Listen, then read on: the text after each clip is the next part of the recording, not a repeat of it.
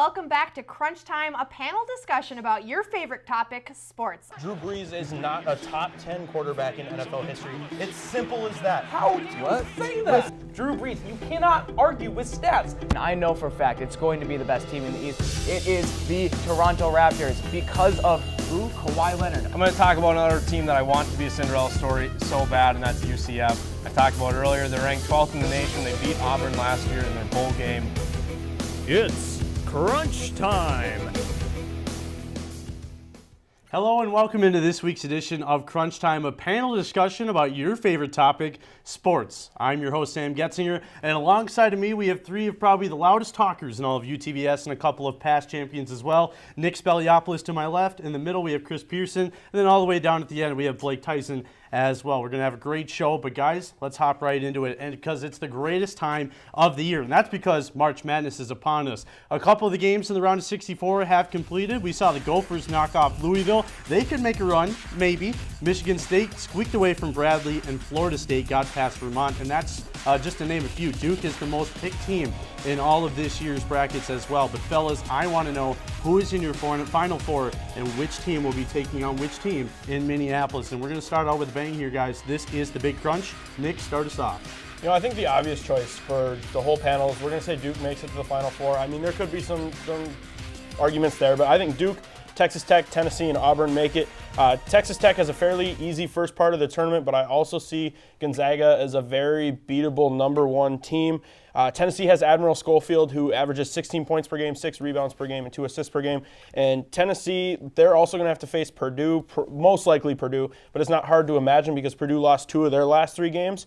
And Auburn, they're red hot. They've won 8 straight. They won the SEC tournament, and everybody might bring up New Mexico State, but that was a fluke. It never should have happened in the first place. And second of all, it's March. Stuff happens. Teams get lucky. So that's my Final Four. All right, good topics there. A couple of interesting teams. Chris, we'll move on over to you. I got one agreement with Nick, but it's not Duke. I got Michigan State out of that bracket. I know they had a rough time earlier in this tournament, but I think they are still strong. Winning that Big Ten is huge. Obviously, a big key time when they lost to Louisville, or they lost to Kansas, who was ranked number 1 at the time, and they had one slumping week where they lost in the Big Ten to Purdue, who's a 3 seed, Indiana, and Illinois, but they've been picking it up. Like I said, won the Big Ten, huge thing. Next is Michigan, who is my personal champion. I think this is huge with Ingas Brazdeikis, with an incredible athlete, 15 points a game with 2 others just above the 10-point threshold and 2 others with the 9-point threshold. Chris, I'm going to cut you off. We'll go over to Blake now. Well, you guys got, especially Chris, a couple Big Ten teams. I am very ACC friendly here. I'm with Nick on Duke.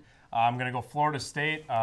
I've just got a good feeling they're a hard defensive team. I know they had some struggles today, but again, they came out in the end, kind of like what you said with your Auburn thing. I mean, they still came out and they won. It's March. Things happen like that. Terrence Mann and Vassell are knockdown 3-point shooters. They're a very athletic team. They've only lost 2 games in the last 7 weeks, and that was to Duke and UNC. They've beaten Virginia. I think that's a really good team. I like Tennessee just like Nick. I think they struggled a little bit down the stretch, but look at the whole body of work. And then UNC is another team that I really, really like. Beat Duke, and they're coming on good in the second half. Well, guys, let's. What are you?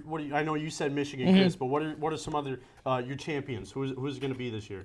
I think it's Duke. You can't really argue against Zion and RJ and Cam. But they have Reddish. lost in big scenarios, though. But that's how the many thing. games have they lost without Zion Williamson? You have to imagine that they win 2 of those. Okay, so Zion's fragile though. He's played games that he's gotten hurt. Imagine he gets knocked out in this tournament. He's played one game where he's gotten hurt. He's not fragile. In these games, if he gets injured, though, this team is all of a sudden a false prophet. And there are teams. Okay, it's but then March. you're basing that off of him getting hurt. But that's a I'm big not, if. That's a big you if. just were. I know it's a big if. I'm just saying that this And even team is without a him, team you that still has have lost. RJ Barrett They who also averages lost to 22 plus UNC points. like earlier or like late in the ACC season 2. Other than that first loss, which is a big thing. They beat them once too in the ACC. There are good teams that aren't just Duke this year, and I don't think it's just But I Zion think outside of Williamson Zion show Williamson, all year. RJ Barrett averages 22 plus points. Cam Reddish averages about 14 points. Guys, And we're going to cut you Zion off. stays healthy. We'll give the point. You're going to give the big crunch to Nick here. He had some good teams in the Final Four. I liked your ACC, but Florida State looked pretty rough today.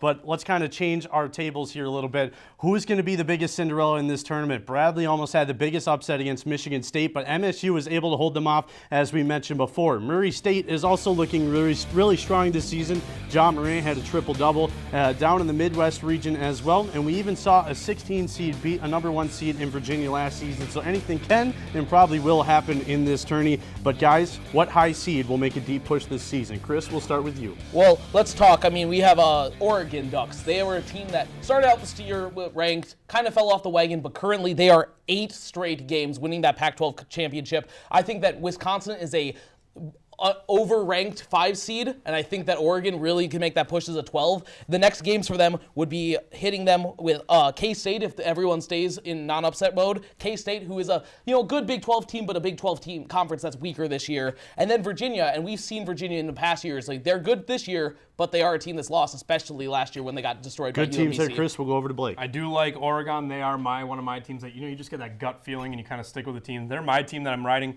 But Murray State, watch out. I mean, I know I picked Florida State, but they did look beatable today. And I think that Murray State now going into that game with John Morant, I mean, the triple-double, he's going to be a top 3 pick in this draft. When you've got somebody that talented and athletically gifted and as good of a basketball player as he is, I mean, 24 points per game, 10 assists, that's kind of what you need. You need a star player, somebody that stands out above the rest of your team.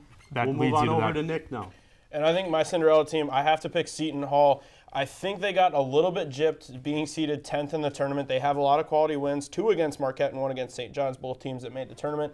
The Pirates, they're solid from the free throw line and beyond the arc. They have Miles Powell, who averages 23 points per game. But the thing that I focus on is Seton Hall has blocked 231 shots and stolen the ball 129 times. Seton Hall could upset Kentucky. They're destroying Abilene Christian, but I think that Seton Hall could make an upset, make a case for Kentucky, and I could see themselves making it to the Sweet 16. I think one thing I have to say, though, about the Kentucky is they did beat them earlier in the season. So Kentucky, a strong SEC team, is coming back with vengeance. It's going to be hard to win twice against Kentucky. Chris, it's just not – I don't like how you compare it to the regular season because it's March Madness. It doesn't matter if it's college basketball or any other sport. Yes, looking at the regular season plays some form of a factor, but you can't always base it off Kentucky, of that. Though, they're a great March Madness All right, guys, team. I'm going to cut you off. A lot of great banter there. We're going to give this point over to Blake. I do agree. Murray State's got a really good chance, especially with John Morant and the rest of his supporting cast. But let's turn our attention over to the NFL. Now, as many teams decided to make some big moves. We saw the Browns pick up Odell from the Giants. Antonio Browns is with the Raiders now. And Le'Veon Bell packed up his bags and went off to New York to play for the Jets of all teams. So, guys, I ask you, what teams are making the right moves and what team is making the biggest splash so far? Blake, we'll start with you. Well, I think the Raiders made the biggest splash, but I think that move makes absolutely no sense. I have no idea what that direction that team is trying to go. I mean, you trade away Khalil Mack and then you trade for Antonio Brown, who's a great deep threat, but Derek Carr is horrible at throwing the deep ball. He completes below 20% of his deep ball passes, so I don't really understand that. I mean, I know Antonio Brown does a lot more than that, but that's just out there. I think that the Browns made the best move. I think the Odell trade's a good one. I think you give an elite receiver to an up-and-coming quarterback in Baker Mayfield, and I like the Sheldon Richardson signing a lot. That defensive line is scary. Nick, what do you have?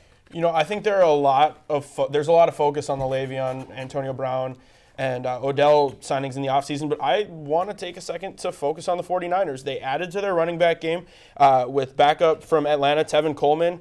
They couldn't really rely on Breda as a number 1 back. Now they have Jerick McKinnon from Minnesota coming back from injury, added Tevin Coleman, and they added 2 linebackers. And they spent $141 million on them in Dee Ford from Kansas City and Quan Alexander from Tampa Bay. I think these guys can really add some depth to a defense that needs some help. Chris, what do you have for us? I think the big move that is a huge move is the signing of HaHa Clinton-Dix to the Bears. I mean, last year he had 80 solo tackles and 3 interceptions in that with 2 different teams. And I think this is huge because, he was a great player in Green Bay. He's still young, still can have a breakout, incredible season with an incredible defense in the Bears, who are led by Khalil Mack, and in that cornerback with Prince Akamura in the wideouts. I think that losing Vic Fangio is a big loss for that Bears defense. I do like the HaHa Clinton-Dix signing. I don't think he's as great as a lot of people think he is or like to think that he is, but I think losing Vic Fangio overall hurts that defense and therefore hurts Clinton-Dix. I think that whole thing overall was just kind of – it doesn't really do much for me personally just because the Packers got Adrian Amos, another safety. They basically swap safeties, so yeah, you can't really tell who's going to be better in that Guys, respect. we're going to cut this topic off a little bit short. I'm going to give this point to Chris. I do believe with HaHa, Clinton Dix, and Cordell Patterson, they'll be a pretty solid team. But that's going to do it for our first couple of topics. Coming up next, we have some baseball to talk about. So keep it here for Crunch Time. We'll be back right after the break. Welcome back into Crunch Time. Before we hop into our next topic, let's take a look into our scoring update. After getting the big crunch, Nick is in the lead with 2, and then Chris and Blake are tied with 1. So after what was a quite an impressive offseason in the MLB, things got heated up last month. Top free agents Bryce Harper and Manny Machado both signed $300 million deals for over 10 years. Nolan Arenado signed a new extension for 8 years and $260 million to stay with the Rockies. And Mike Trout signed a record-breaking deal for 12 years and up to $430 million to stay in Anaheim. So guys, are these players being overpaid? Are these big contracts worth it for these teams? Or are these players getting the respect they deserve with these contracts? That stuff we haven't seen before. Nick, start us off. Personally, the only extension / free agent signing I like out of this is Mike Trout. This one makes sense. He deserves the money he got paid. I like that he's shown loyalty to the Angels organization, and he's not testing free agency to see how much money he can get and going to the place that's going to pay him the most. Personally, I do not like these long-term contracts for mega $1 million for long terms. It barely works. Can you name me a couple of times where it's actually worked? Manny Machado makes up 41% of the salary cap for the Padres. Not to mention, it's gone under his shadow, but Eloy Jimenez of the White Sox. Good points. We're going to move over to Chris. Let me tell you something, because I do disagree completely with you. Here we Mike go. Trout is a great player. I can't doubt that. But $430 million for this dude? The Angels haven't made the playoffs with Mike Trout since 2014. This is not going to help them. Just throwing a bunch of money at a guy who has not helped them make the playoffs in the past years. They need more players to help them get around. You look at teams like the Phillies. They had, when they won in 2007, outside of Ryan Howard, they had Rollins. They had Chase Utley. They had people around them. This is not a great move for them. And $430 Chris, good million points. is Let's not move good. over to Blake. Who cares how much they're getting paid? I mean, really, like, hear me out. There's no salary cap. It doesn't matter how much they're getting paid. If an owner from a rich team like the Red Sox, Yankees, Angels, Dodgers wants to pay somebody $400 million, do it. Here's a stat. Between 2010 and 2017, owners spent between 53 to 57% of their total earnings in the Major League Baseball paying out their rostered players. The players are getting the better end of this deal, but who cares? As long as the owners are willing to do it, why does anybody care? If there's no salary cap, let them do what they want. And I never said that Mike Trout getting paid $430 million was going to make the Angels a playoff contending team. It's still ludicrous. They're And saving $430 million. I said it purely on the fact that he's sticking with the team that he's been with his whole career. That's great, but that's like stupid. It's It looks- $430 million. Anybody would have paid him that. Anybody would have paid him that. A high-paying team would have paid him that. The Yankees or Red Sox or Dodgers would have paid him because but they it might- All right, doesn't guys, matter. we're going to cut you off. We'll save it for the next topic. I'm going to go with Chris. I do agree that if you're going to have a good team, you need some supporting roles around it. But let's keep it on the diamond and sticking to a familiar theme we've had here on the show. Let's talk about the AL East and some predictions for how the season will go for these teams. The Red Sox took the division last season with a whopping 108 wins. We saw a powerful Yankees squad not far behind with 100 wins, but we can't sleep on Toronto with the anticipation of Vlad Jr. coming up. And Tampa Bay, who is coming off a 90-win season and has a dangerous pitching staff. So tell me, guys, what do you think we will see from the AL East this season? Chris, we'll go with you. I think this is going to be the Yankees' year. I mean, they obviously, we've said it before, but now it's like the first real year with some chemistry on the team with Giancarlo and Aaron Judge. I think these guys have power to bomb it home, especially in that short field at Yankee Stadium. But they just added relief pitcher Adam Ottavino, who pitched a 2.43 ERA for the Rockies last year, which is a huge signing for them, so they can keep their bullpen. That is incredible. One that got them to that World Series games, or got them to the ALCS a couple years ago. Let's move on over to Blake. We all know the Yankees and the Red Sox are going to be great. I want to focus on the Tampa Bay Devil Rays. Not Devil Rays. No, They're that's the Rays of Sunshine now. the better name, the Devil Rays. They won 90 games last year. In the second half of the season, they had a top 5 offense in the American League. And they add Avisail Garcia, who a year ago hit .313. Mike Zunino, who's got 45 home runs combined over the last 2 years. And then you add Charlie Morton, who went 15-3 with a 3.13 ERA and had 200 strikeouts and 160 innings last year. And you add that to Tyler Glasnow and Blake, Cy I'm Young going to cut winner you off Blake and move Snell. on over to Nick. I think it's tough. I think the Red Sox are going to make it 4 straight AL East titles. with a roster that is almost the exact same that won them the World Series last year with the potential departure of Craig Kimbrell. It's not a guarantee yet. The Red Sox have solid options, even if he chooses to leave, in Ryan Brazier and Matt Barnes. Not to mention their starting pitching rotation is going to be bolstered with Nathan Eovaldi being healthy for this full season. I think it's the Red Sox again. I'd like to clarify, too, I don't have the Rays winning the division. I have them making a wild card spot. Who do you have winning the division then? I have the Red Sox winning the Red division. Sox? All right. So they won 108 games last year. I mean, you're right, but every team switches. The Cleveland Indians went on a 21-game Yeah, win but the streak. They Cleveland had a Indians lot of aren't good the ones, Boston and then they Red dropped Sox. off. Yeah, I mean, the Boston Red the Sox, 2018 Boston we Red talk Sox about aren't the 2019 paying Boston your Red good Sox. players. They had 108 wins last year and got better. Plus the Yankees have to focus on if guys like Gary Sanchez can have a bounce back season because he didn't do well last year. Stanton started off slow last year. I mean, he Voit came on. started Right, that's what I terrible. mean. Now he can pick it up. He's Guys, been that's good all the with time we have here Marlins. for You can this see it. topic. I'm going to give this one to Nick. I do believe the Red Sox will win this division, especially since they didn't lose too much from last season as well. But we're going to keep it on the diamond once again. But this time we're going to move over to the NL East because things got real interesting here. The Atlanta Braves won the division last season with one of the best rookie 1-2 punches ever, in my opinion. But Bryce Harper, as well, as you know, took his talents from the Phillies, or the Nationals over to the Phillies, and both teams are in the NL East, and as well as the Phillies also made some big additions with JT Realmuto joining the squad, and McCutchen is manning the outfield as well. But don't forget about the great pitching from Philly too. So is the city of brotherly love going to win it all this year or not? Let's start it off with Blake. The city of brotherly love will miss the playoffs this year.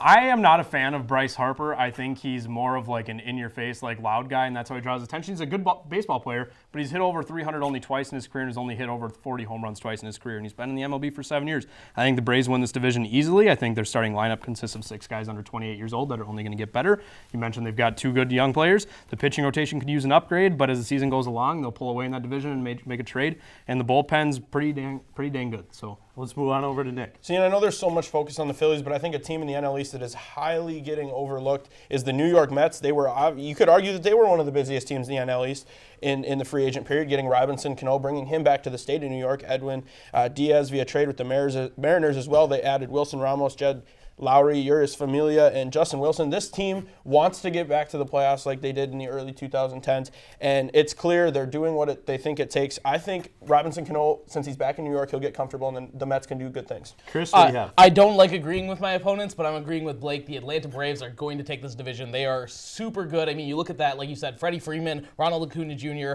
big things, but the big thing for me is that adding of Josh Donaldson. He was so good in Toronto, and he was bouncing around a couple teams last year, ended up in Cleveland, ended up some other places, but I think he's still got a big bat, and that's just going to add. And it's like Blake said, eventually they're going to be out-batting everybody, and that's what's really going to lead them to this title again this year. I'm not a fan of the Mets. I mean, not like as a fan, like a fan of how they're going to do this year. I just don't think that. I look at like the Twins last year. They signed a lot of free agents, and just because they were good players where they were before, it all needs to gel and come together. And I'd like to see the Mets do well because I think that New York needs that second-tier team supposedly to do well, but I just don't see them doing well. And I just think that the New York pitching staff, especially in arguably the best pitcher in the National League, can do great things against the Braves. But does he get run support? All right, guys, I'm going to cut you off there. I'm going to give this point to Nick. I do feel like not enough people are giving the New York Mets enough love. Well, that's going to do it for this segment of Crunch Time. Stick around because we'll give you a scoring update and then give you our final 2 topics, and then we'll declare a winner a little bit later on. So keep it here on Crunch Time. We'll be right back after the break. Welcome back into Crunch Time. Before we get back into some more topics, let's get a scoring update. To my left, Nick is leading with 4. Chris is in second place with 2, and then Blake's got a little bit of catching up to do, sitting at 1 point. But we have a little bit of time. And guys, March Madness is not the only anticipated postseason tournament taking place right now because the NCHC Frozen Faceoff takes place with the number 1 ranked Huskies taking on the number 6 seed Colorado College in the first game of the XL Energy Center. But following them is UMD taking on the Pioneers from Denver. SESU took home the Penrose Cup demandingly earlier in the regular season, but you can't overlook Colorado College after knocking off Western Michigan, the 3 seed. But UMD and Denver are 2 very skilled teams that can make a push for the national championship this season as well. But I want to hear from you guys for your picks for the upcoming NCHC playoffs. Who's going to win it all? Nick, start us off. Personally, I think it's an obvious choice. It's St. Cloud State. They're going to win the Frozen Faceoff in dominating fashion. They're going to have a quick tune-up with CC. I don't think it matters if they play Denver or UMD. They both have winning records against them. And I like this, though, because the Huskies will get to play kind of a lower-tier team. They'll learn not to play down to their competition because CC could win. But at the same time, if they face Denver or UMD in the championship, that these are both high-level compete teams, and it's going to push them to be the best that they can come the NCAA tournament. Going to cut you off, Nick? We'll go over to Chris. I'm a big St. Cloud booster, but I've got Minnesota Duluth winning it this year. They are down 1-3 in the season series against St. Cloud this year with one overtime loss. That was a tough one, getting a 5-minute major in the end that really pushed the tides to St. Cloud. But, I mean, let's look at some facts. No team that has won the Penrose Cup, St. Cloud State this year, has also won the Frozen Faceoff ever. Also, no team that has won the Frozen Faceoff Championship has ever won the National Championship in the last 3 years. NCHC teams Chris, we'll have cut won you the off. National Go back over Championship. to Blake. I'm going with Denver. There's nothing wrong with any of the teams that we brought up. They're all top 5 teams in the nation. I'm just saying Denver because they've got 2 1-goal losses to SESU. They're 2-1-1 this year against Duluth, so I think they can get by Duluth for sure. I mean, and with 2 1-goal losses on the road to SESU, I think that there's just a chance that they can beat them in one game. And I don't think it's as necessary for SESU to win the NCHC. I mean, I get Denver still in the NCAA tournament either way, but I think it maybe means a little bit more to them. St. Cloud State's already got the Penrose. And if, like you mentioned, sometimes they start out slow against slower teams, and I think that if against Colorado College they kind of come out slow, if that carries over into the championship game, they'll have troubles. Well, we're going to cut you guys off there. We're actually going to cut this one a little early. I'm going to give this point to Nick. I am a homer, and I do agree St. Cloud State's going to win this, and there's a first time for everything. But let's keep it on the ice. But over to the pros and the NHL because the Western wildcard race is heating up. Dallas holds the first place wildcard spot with 82 points on the season, and the second spot is the surprise with the Coyotes from Arizona holding the 1-point lead over the Minnesota Wild, but there are 4 teams over 70. So my question is, guys, who's going to be in those 2 spots in the NHL Western wildcards? Chris, start us off. Well, I mean, I think the big one is Dallas Stars. They're already up in there. They're going to get that first spot. But then the big battle, I think, is not Minnesota Wild. I think that a lot of fans don't want to see them in that wild card, so I think they're going to, maybe for the sake of the fans, not be in that wild card. But the big team that's coming on is Colorado. Arizona, who's currently sitting in the spot, has lost their last 2 games going into this. They are -8 goals on the season, where Colorado, which have won their last 2 and are +8 on the season. I think that Colorado, if they can keep this winning way, they will make it onto the wild card. All right, Blake, what do you have? I think it sits as it is. I think it's Dallas and Arizona. Dallas has 4 points up on Arizona and 5 points up on Minnesota. So I don't think Dallas is dropping out. And I think that Arizona, you mentioned they've lost 2 games. One of those games was at Tampa Bay, and they might set the win record. They also lost to Edmonton, though. Yeah, well, Edmonton's not a bad team. Connor McDavid's the best player in the world. They look like a bad team. But I think that Arizona has the easiest schedule of all these teams the rest of the way. I don't think Minnesota has a chance. They have 1 game that's against a non-playoff team the rest of the way. I think Chicago maybe because they have a game in hand and they're only 4 points back, but no. Blake, I'm going to cut you off and go over to Nick. Blake, I think you took the words right out of my mouth. The Stars, they're going to hold on to their position. The Coyotes, they do have the best remaining schedule. The Wild have kind of dug themselves into a hole since they already have one less game to play among all those teams, and not to mention they've lost 2 straight.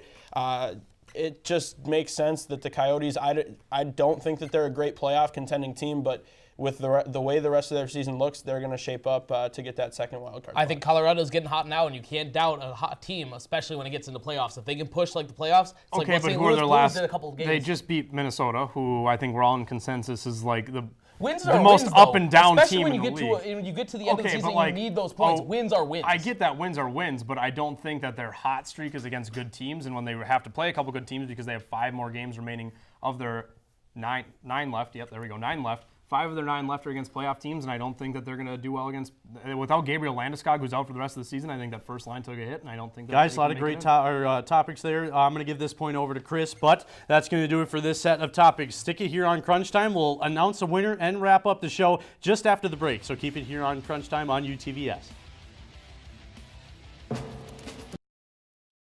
Crunch Time, and we have a winner for today's episode. Nick Speliopoulos with a demanding 5-point performance. Coming in second place was Chris Pearson with 3 points, and then Blake Tyson was down in the hole with the 1. You'll get him next time, Blake. Don't worry about it. But Nick, we're going to give you 1 minute to talk about whatever you want here in the world of sports. Go ahead. Well, first off, I just want to say I had a really fun night talking with Blake and Chris. I mean, we really like going up against each other. We're always, talking on commercials, talking between breaks, and we're always having a good time. So thanks to you guys for making this episode fun. I don't care if I win or not. Whenever I'm on the panel with you guys, I have a lot of fun. Sam, you did a great job hosting tonight. But thanks. if we bring it into the sports world, what I really want to talk about is I want to talk about the guy from the Shanghai Sharks now coming to the United States to play in the NBA. That would be Jimmer Fredette. Signed a 2-year contract with the Phoenix Suns, and how can you go wrong with Jimmer Fredette? Love the guy. I wish him the best in Phoenix. Phoenix, honestly, at this point, doesn't have anything to lose. It'll be interesting to see who they get in the NBA draft, but best of luck to Jimmer Fredette. It's going to be really cool to see Jimmer Fredette. He's been putting up a lot of great numbers, but that's going to do all for Crunch Time. We'll see you back here same time, same place next week.